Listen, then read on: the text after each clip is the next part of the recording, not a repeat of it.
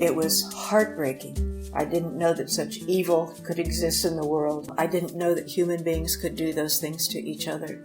So I had to confront the traffickers. I had to go find this guy in Bosnia.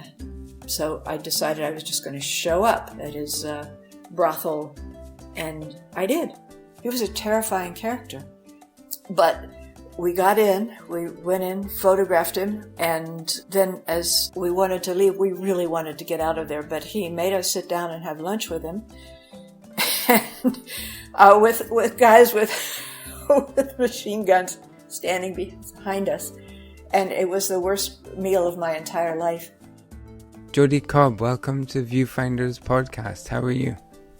Great, thank you. Thank you so much for inviting me to be part of this. You're still welcome, and thanks for coming on. I really admire photojournalists, your curiosity and courage. I think you make really good guests for this show. I spoke with Jim Richardson a couple of years ago, and we've kept in touch, and he said to say hi, and that he's an admirer.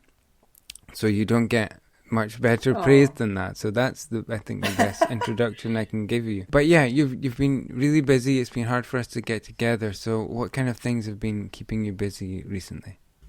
Oh, well, I'm actually working on my retrospective book. So that's taking a lot of time and energy, and my archives, trying to go through 40 years of photographs, which is not easy. And quite a bit of travel too. Mm-hmm. And so do you have to trawl through everything? And how is that process? Do you do that alone or with a publisher or something? I'm doing it on my own right now. National Geographic has physical possession of my transparencies for all those years. So I have to work it out with them to go see the images and to go, get actual physical possession of the transparencies. Okay. And then have the scans made. It's tedious. Yeah, tedious, I can imagine. But any exciting discoveries, things that you'd forgotten? I've forgotten all of it. They're all exciting discoveries, but mostly they're very disappointing for discoveries. I remembered myself as being a much better photographer. I know what you mean. I've had that experience where you think, well, this was a good job. I'll go and look through these, and it wasn't as good as you remembered. But okay, let's go back then. That's what you're up to now. I read on your website that before you were 12, you'd circled the globe. So tell me about your childhood. You grew up in Iran? Yes, my father was with Texaco. And he was an engineer with them. And when I was in third grade, he came home and said, "We're moving to Iran."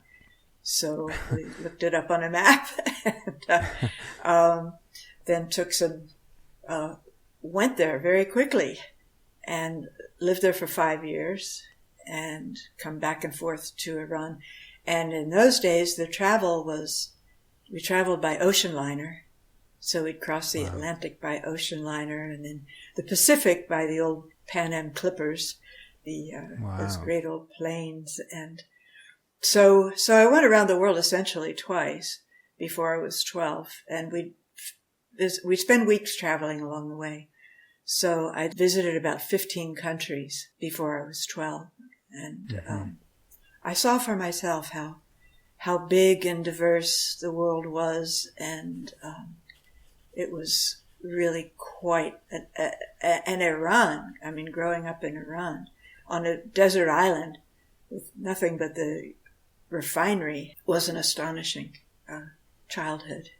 Were you living then in like a compound kind of thing with the oil company or something like that? Yeah, it was the Iranians brought in a consortium of international oil people after they nationalized the oil fields in the early 50s. And so they brought in a consortium, British, Dutch, French, German, Scots. I had a Scottish headmaster. And so there were about 300 families living together in this compound.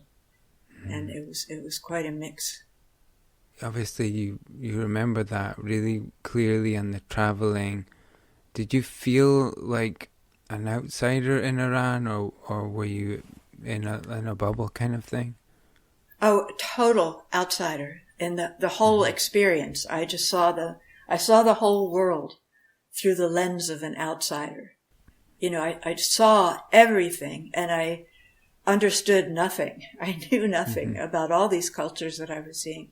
And we ticked all the tourist boxes, the Taj Mahal, the Eiffel Tower, Buckingham Palace, all those things. But I just did not understand much. And then, as you say, living in the bubble in Iran was sort of a stranger in a strange land experience. So I think that's what spurred my interest in what I do now, was that trying to understand all the things that I had seen as a kid and had no idea what they were. And I think I was sort of driven by that. To understand. But were you aware then that you were seeing a lot? I mean, obviously it's unusual probably for a child to travel that much at that age. And although you hadn't understood maybe what everything meant, you were aware that you were going around and seeing a lot of different cultures and different influences and whatnot. It was extraordinary. I mean, nobody traveled back then. Americans did not travel very much at all. And it was not that long after the war, really. Right. After World War II, it was, 10 years or more. But still, the effects were visible everywhere. And Americans they were not normal. They were not, people weren't used to seeing Americans like they are now. Everybody has an eye-rolling experience about Americans at this point. And their opinions, their own strong opinions all over the world about Americans. But back then, they just had never met one. So it was something really special, when we traveled to be an American, and everybody wanted to talk to us and things. So that was, I think, a magical time. And then, so you moved back to the States around high school time. I read this somewhere. Right. And so when you got back there, I wondered if you felt somewhat of an outsider as well. Oh, totally. I was a complete outsider. I mean, I knew kind of about the world, but I had no idea how to be an American kid. So I sort of had to learn everything, and I dressed wrong, and I spoke with a British accent, and I just didn't know any of the popular culture. We had no television or anything, So it was quite hard when I got back and started in high school. And you know how mean high school kids can be anyway. So it was kind of traumatic. I was wondering, I guess what I'm getting at is having that sense of being an outsider and having to communicate through cultural barriers or language barriers or different boundaries like that. Do you feel like you developed those skills in childhood? Oh, absolutely. Absolutely. Of trying to understand people, and working so hard to communicate, which when people have grown up in one place all their lives, and maybe, one small town or in a community and things, that's just a whole level of communication issues that they don't have, that I had, that I had. So in my senior year in high school, I had a journalism course, and my teacher had been a top editor at Time magazine. And I don't know how she ended up there, but she was wonderful, and she really encouraged me, and she taught me about journalism, and I was on the yearbook and on the newspaper, and she taught me all those things that I needed to know about it, and then just, sort of lit this fire under me to continue that. So then I went on to the University of Missouri, because at that time they had the best journalism school in the country. And I went there to study journalism, because it seemed to me that journalism was going to be my passport back out into that world. that I had been in, that I loved so much, because I never felt at home in the States. And I certainly never felt at home in schools, at that age.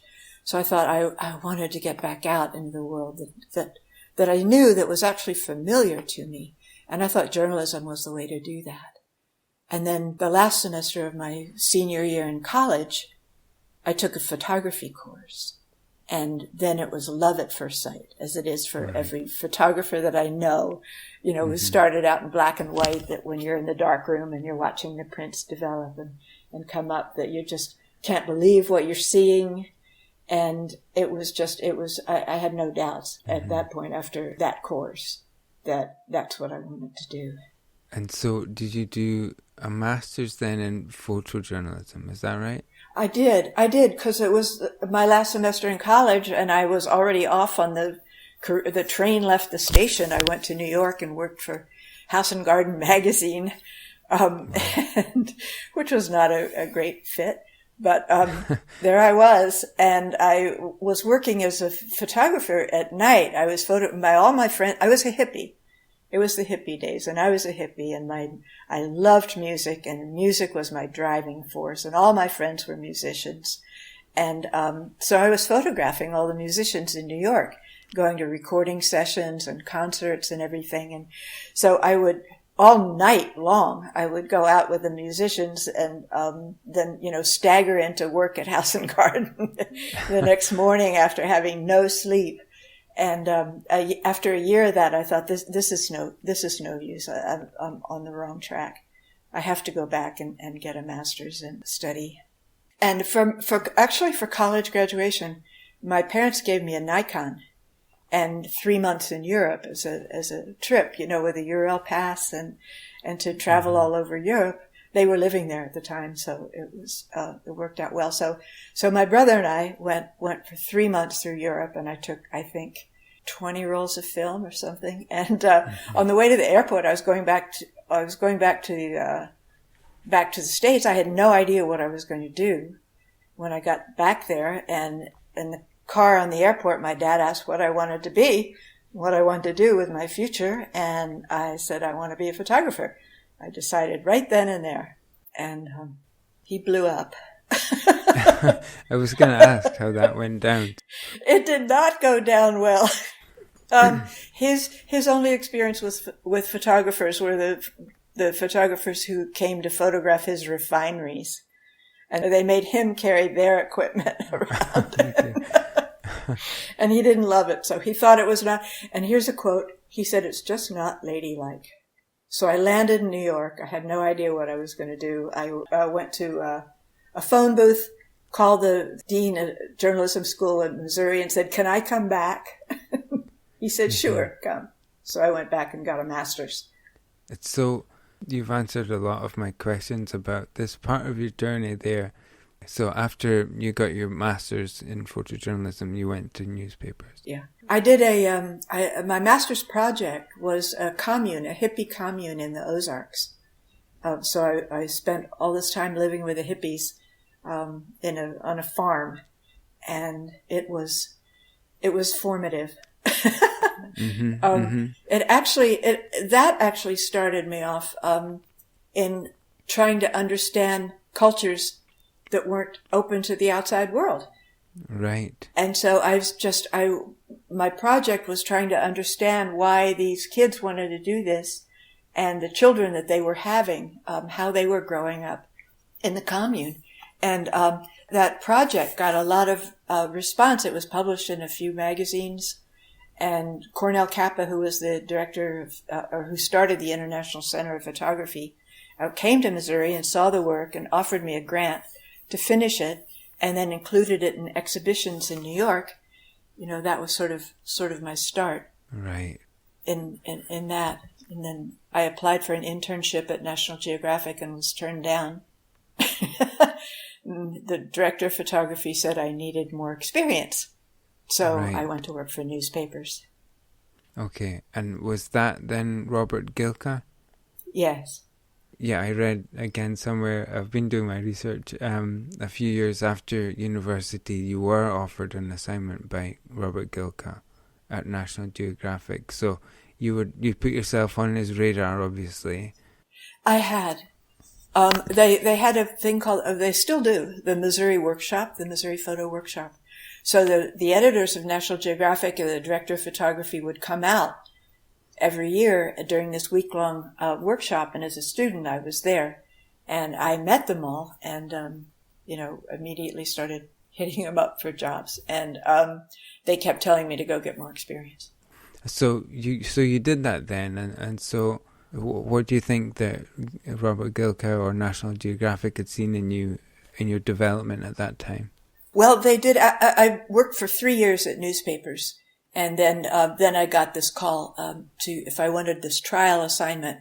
They wanted 7 photographs for a story that had already been done by another photographer to fill in his story, and it was in the Owens Valley of California about the water situation.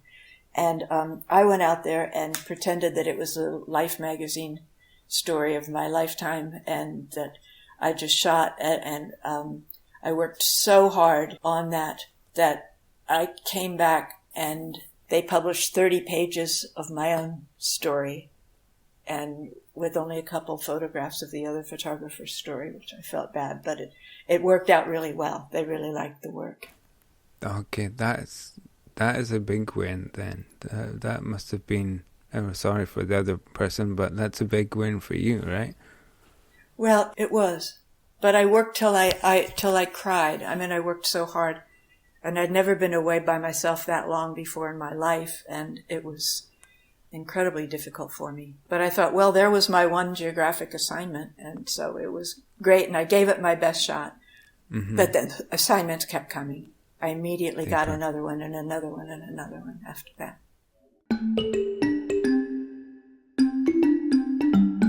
You mentioned then about being with the hippie community, that was your first sneaking into a closed society kind of thing. Well, you didn't say sneaking in, that's what I'm saying. Because one of the threads I was going to pick up on is that's been something that you've done a lot of with different closed world or secretive kind of societies. I wanted to pick up on a few of those things, if that's okay, a few of those assignments. Let's go to late 70s China, and you were one of the first Western photographers to be allowed into China, as I understand it. Can you lay out what that assignment was and some of the challenges around that? Well, it was to cross China by train from Beijing over to the Burma border and then down to the Vietnam border and back. And it took 2 months, and it was a 7,000-mile trip. And I had no one to talk to but my minder from the Chinese government. I couldn't go anywhere by myself. They monitored every bite I took and every word I said and every place I went, every photograph I took. And there were no phones or faxes or anything then. So it was really challenging in that sense. And it was film. So I had to carry all my film with me. I had 400 rolls of film in a bag, trying not to lose it and not knowing if my cameras were working and anything. It was in a vacuum. But I found a place that was completely frozen in time. No, the Chinese had never seen a Westerner before in the places where I was. And people would fall off their bicycles when they saw me, and babies would burst out crying because they thought I was a ghost. So, and everything in every village, every town came to a complete stop when they saw me, and then just crowds would gather as far as you could see. So it was challenging in that regard too. It was not easy again, I was a complete outsider, and could not make contact with the people. They were forbidden to talk to me by the government. So, it was a big challenge. But it was so interesting. But again, it was like seeing everything and not knowing what I was looking at. I just didn't know what was going on. And everything that I wanted to photograph, the minders said no. So there was that too. So it was a real challenge. Yeah, I was thinking if you're gonna do photojournalism, but you're drawing a crowd, you can't really, those two things don't go together. but I read somewhere that there was a process of winning over your escort to help get traction with, or get some favor to maybe get some more access than you might have otherwise been given. I got her on my side. She was wonderful. And after 7 weeks together, we really had, or 2 months together, we bonded, even though she spoke very little English, actually. But, I painted her fingernails and we did girly things. And so she got really on my side. And so she would have the fights with the local government people whose job it was to keep me from doing anything. So she really became an advocate for me. So in that regard, it was really more successful than it would have been. And I also learned the value of interpreters and the people who help you, the fixers. You live and die by the fixers, and getting them on your side and enjoying them and having fun with them is so important. I read then, well, it sounds like you made a success of that, even though it was very difficult and difficult constraints around that assignment. But I read that then you were kind of galvanized by that job. You felt like you proved something. What do you feel like that did for your reputation externally, but also internally for your own confidence? Can you talk about that a little? Well, I felt like I was always having to prove myself to the people at National Geographic, that I could do all the things the guys could do. Right. I was the only working woman photographer at that time on staff. And I was trying to do everything that the guys could do. I got certified as a scuba diver. I was doing aerobatic flying and sports and all those things.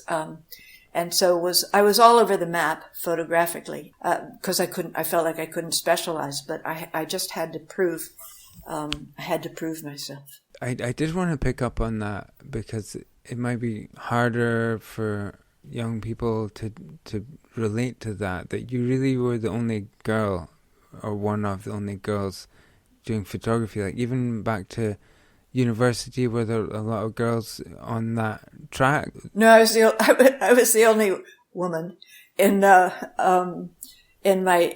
master's program, and I was the only woman at both newspapers where I worked. And then when I went to the Geographic, I was the only woman staff field photographers. There's there have been other women who photographing there, but it's a sort of a definition of what actually is a staff field photographer. So I was the only one there. There were some contract photographers that had started to work there too, women who were also doing great things. So that was really good too. I mean, collectively we were all trying to really prove it, and people don't realize it now. Yeah, how difficult that was. Yeah, and so I suppose being a woman in that male-dominated kind of world, that could have been seen as a disadvantage, but I can imagine for you that could have been a real advantage, being able to get close to certain people in certain different ways. Maybe I'm thinking of this project where you photographed the lives of women in Saudi Arabia. I can imagine a man just wouldn't have been able to get that kind of access. No. A man would not have even been able to speak to a woman in Saudi Arabia, let alone photograph her. So it was really a unique access, and it was at that time when I started to realize that not only was that something that I was really interested in, of getting inside people's lives, rather than doing these sort of scenery and scenics and all the other kinds of photography that National Geographic relied on, but that I could get into these worlds that were closed to men completely. Another project I wanted to pick up on was the geishas. Maybe similar, hidden world, another one where you would have a unique access or a unique point of view. Can you talk a little bit about that project with geishas? Yes, I was the first photographer allowed into their world, actually. And it was a long process to do that. I did a day in the life of Japan, those day in the life books. Mm-hmm. And my 24 hours in Japan was the geisha world. And I had one geisha and 24 hours to photograph. And I had never seen anything like it in my entire life. And I was completely captivated mm-hmm. by that world. And Kodak was a sponsor of the book. And Kodak gave me a grant to go back and do a whole book on them. Okay. And Geographic was not interested in the project at the time. So I took a leave of absence and did it all on my own. Mm-hmm. And it took 3 years, 6 weeks over 6 weeks, 6 weeks, and 6 weeks for three years. Okay. All my vacation time. Just in their world, geisha by geisha, day by day, just becoming invisible, mm-hmm. speaking, playing charades instead, because I didn't have an interpreter much of the time. So it was really difficult, but fascinating. Yeah, we were in Japan a few years ago, and our guide took us to there's one or two streets, I guess you would know better than I do, where the geishas in Kyoto. Yeah, in Kyoto, yeah.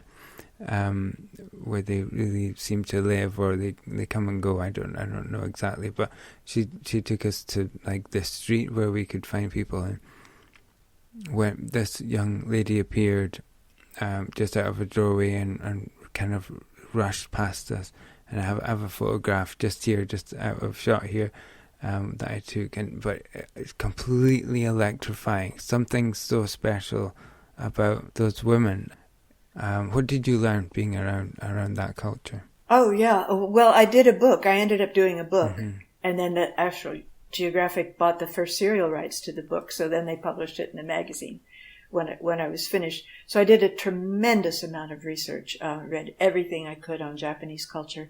And what I wanted to do was understand how the geisha had started, what the cultural traditions were, and the reasons for their community to develop as it did, and how it happened. And it was all about the position of women in Japanese society in the traditional sense from 250 years ago when the geisha first started till now.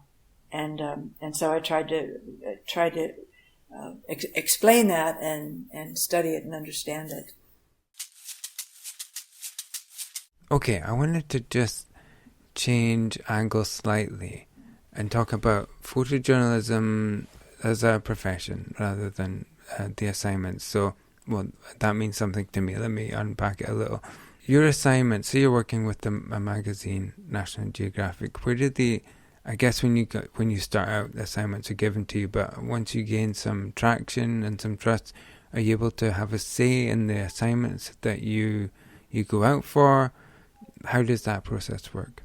Right. It was after the women of Saudi Arabia that I realized that I could actually have a say in what I photographed, and I didn't have to wait for assignments, and that I could propose my own stories about the things that actually interested me and things that maybe I was uniquely qualified to do. Mm-hmm. And that's what I started doing after that. And I did stories on beauty, which took me around the world. It was also about the position of women in their various cultures, and on love, and then the one on 21st century slavery. Mm-hmm. That was sort of the most important story that I think I had done. Mm-hmm. But those were all my ideas and my projects.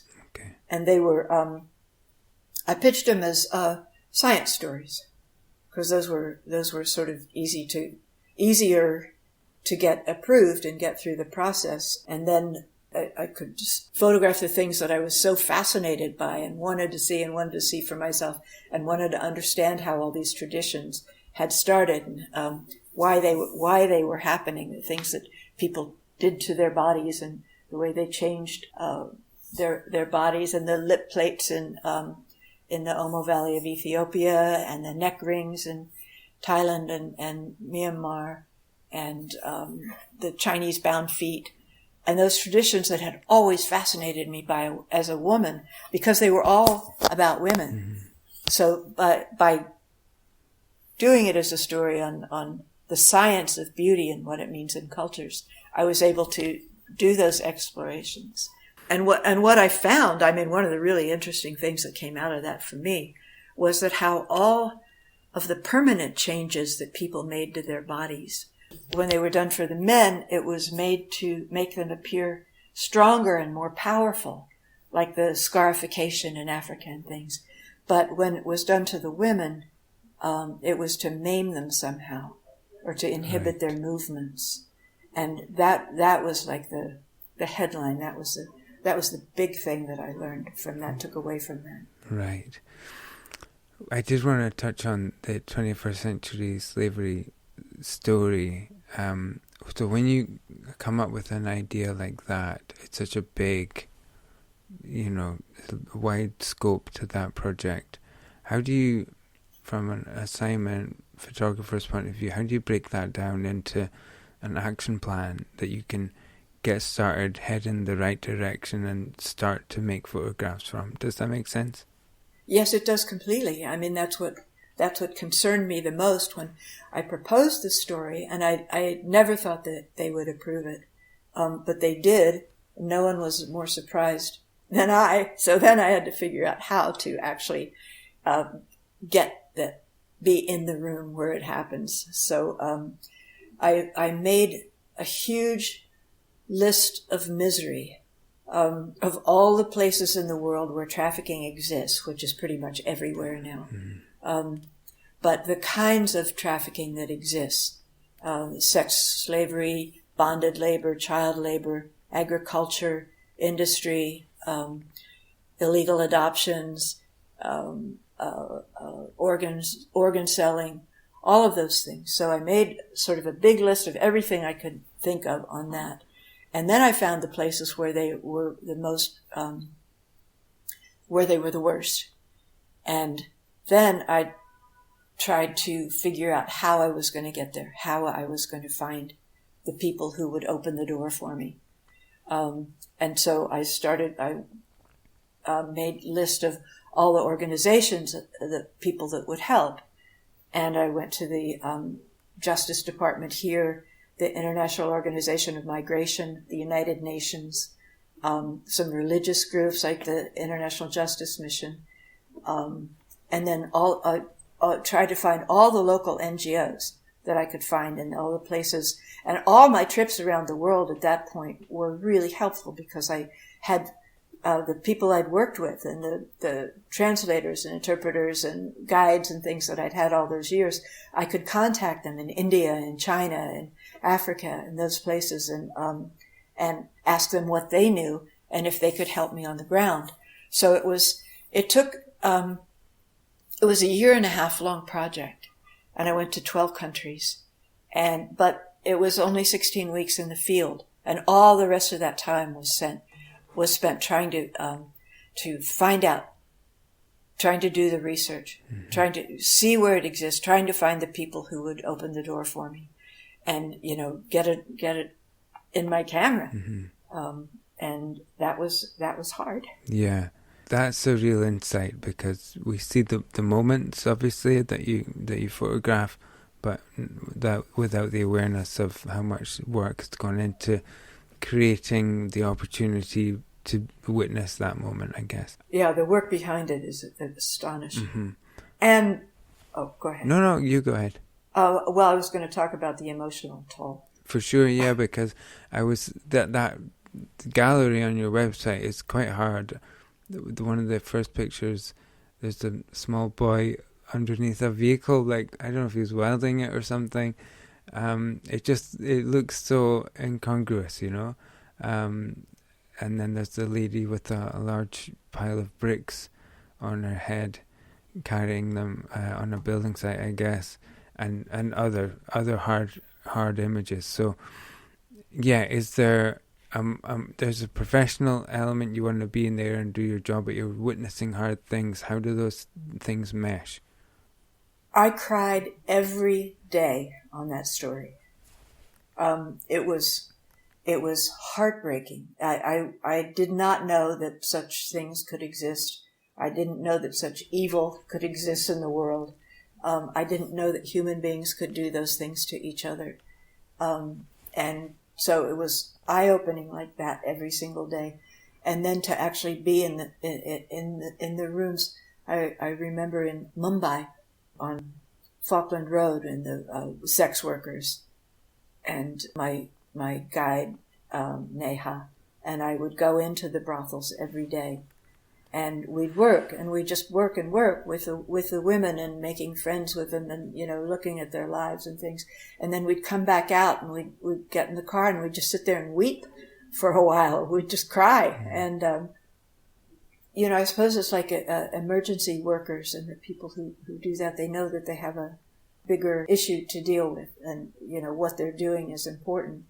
And I tried to tell myself that, I wanted to help every single person that I encountered. I wanted to help every single one. And I knew it was impossible. There was nothing I could do. I mean, how could I rescue that baby from the box? But I would tell myself that at that time, the readership of National Geographic was 40 million people. And I just kept telling myself, 40 million people are going to be seeing these pictures. And out of 40 million people, there are going to be people who can help, who can help in real ways. And indeed, that's what happened. I mean, it got the biggest readership, the biggest, most response in the history of National Geographic until then, that story. And it was FBI agents in the field asking to be trained in trafficking issues, and people sending money to the organizations to help, and all those ways. It got a real response, and it was really, really gratifying. But it was hard on a day-by-day basis to look at that. And then I had to photograph the traffickers. It wasn't just the victims, but the traffickers and the saviors that I needed to photograph. So I had to confront the traffickers. I had to go find this guy in Bosnia. I had to show up on his doorstep, and he right after I photographed him, he was convicted of trafficking 200 women. But he was sort of notorious in Bosnia. And so I decided I was just going to show up at his brothel and just go there. And I did. I went and I introduced myself, said I was from National Geographic, and his ego or whatever took over. I will never understand why he let me do that. But he did, and I photographed him with one of his stuffed tigers. In his compound, he had live bears, tigers, pit bulls, all these kinds of dangerous animals back there, and I don't know why, and I prefer not to think about why. So he loved to taunt the media, even though everybody or the people in Bosnia were completely afraid of him. And a lot of journalists in Bosnia writing about the issue were killed, and some were injured in car bombs. So it was not. He was a terrifying character. But we got in, we went in, photographed him, and then as we wanted to leave, we really wanted to get out of there. But he made us sit down and have lunch with him, and with guys with machine guns standing behind us. And it was the worst meal of my entire life. And as we were leaving, he very threateningly told my interpreter that he knew where he lived in Sarajevo. And then he asked me for a donation for his zoo from National Geographic. So it just sounds too frightening. So your skills somehow in getting into these close worlds, you were the one to get in there. I mean, it's quite remarkable, really, when I think connecting those dots with that outsider eye and that cross-cultural communication skills that you may have developed earlier in life. Do you feel like that has seen you through all of these close world situations? It feels like a full circle somehow. It feels like everything I did in my childhood and early career led to the slavery story, to uncovering all those evils and things. But just all the skills and experience and that I had gained and going where people didn't want me, essentially, at the beginning, and then just sort of, making people comfortable with me and being able to work. I always pretended I was invisible, and that, I think, got me through a lot.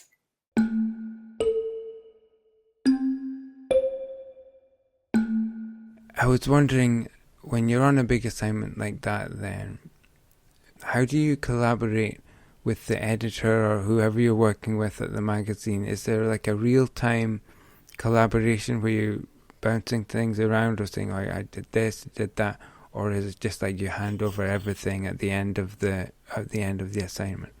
Oh, it's a collaboration from beginning to end. They put together these teams: the picture editor, and the writer and the photographer and the writing editor, and we sort of all get together, we meet together, talk about what the story is, how we want to do it, knowing full well that the writer is going to have a completely different approach and different needs than the photographer does. But, we have to look like we've been to the same place. Somehow met the same people. But that team works really closely together, and you send in your photographs from the field. In the days of film, we just shipped the film back there. And often we wouldn't even see the pictures till we got back, till the story was over, and we relied on the photo editor to tell us if it was working or wasn't working, or what was good and what wasn't. Mm-hmm. Sometimes they would send back Polaroids. Then you'd come back into the field and sit down with the photo editor and go through every picture, every frame, every roll of film, and look at it and. We lived and died by the photo editors, and they're wonderful there. They are so good, so professional. So then in the end, it would go to layout, and the layout editor would work closely with the layout editor on which pictures we wanted in. And then it went to the editor-in-chief, and then the final decision was, of course, always his or hers. But they always listened. They listened to the photographers. The photographers were really, really part of the team. I mean, we're, because I'm talking about sort of when I was doing most of my work there. And the photographers were always invited into the layout room. Their opinions were solicited. And it was a great collaboration. On the craft of photojournalism, just the last point here. I've got a camera and a wide-angle lens. But what do I really need? What else do I need to be a great photojournalist? A brain. I'm out then.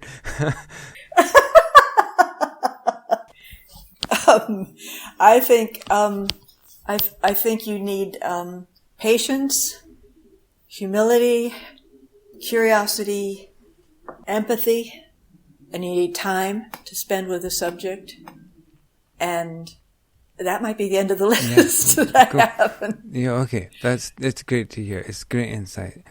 This brings us to a round I call double exposure, okay? I'm going to ask you about one picture of yours that I have a particular interest in, and then I'll bounce it back to you to tell me about one of your favorite pictures or experiences from your photography journey, okay? So this is really changing directions, but you have a photograph that's on the Voyager Spacecraft in outer space, and I'm quite into space things, so I was interested in how that came up, and like, was that as exciting to you as it is to me?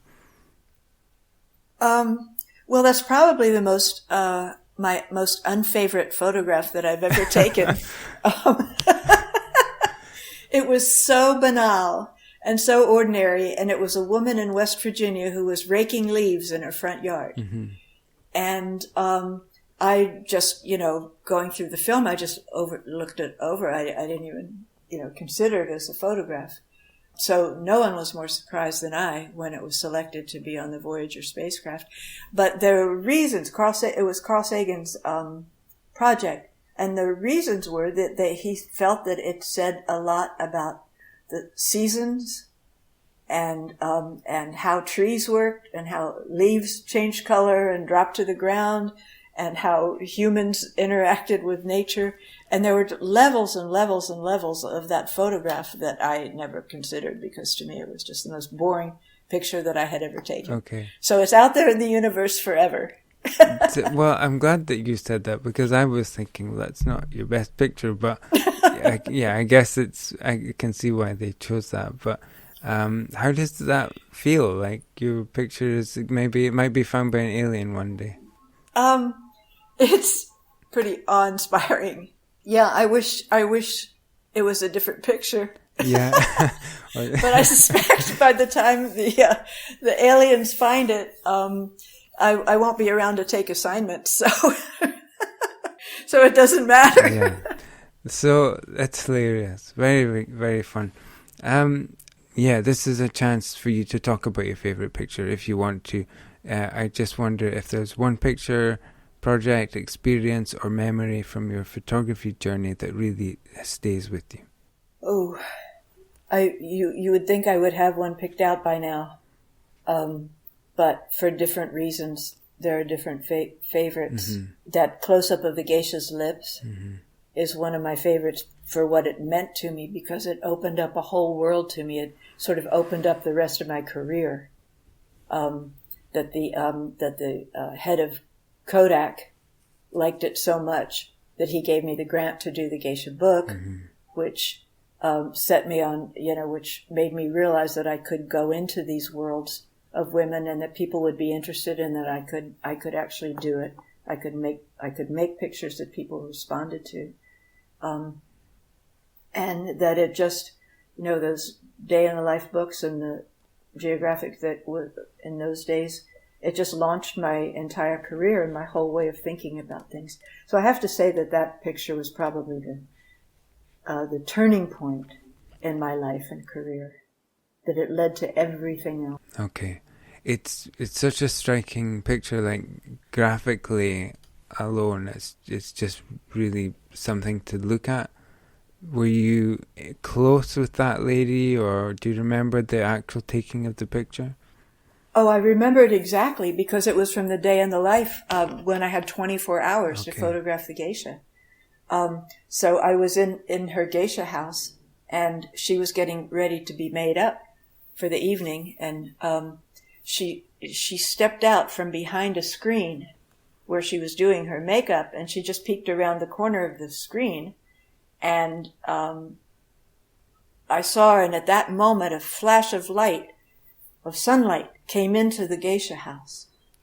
And I said, oh, please stop, with my sign language, to stop, let me make a few pictures of this. And then I just, came in really close on that and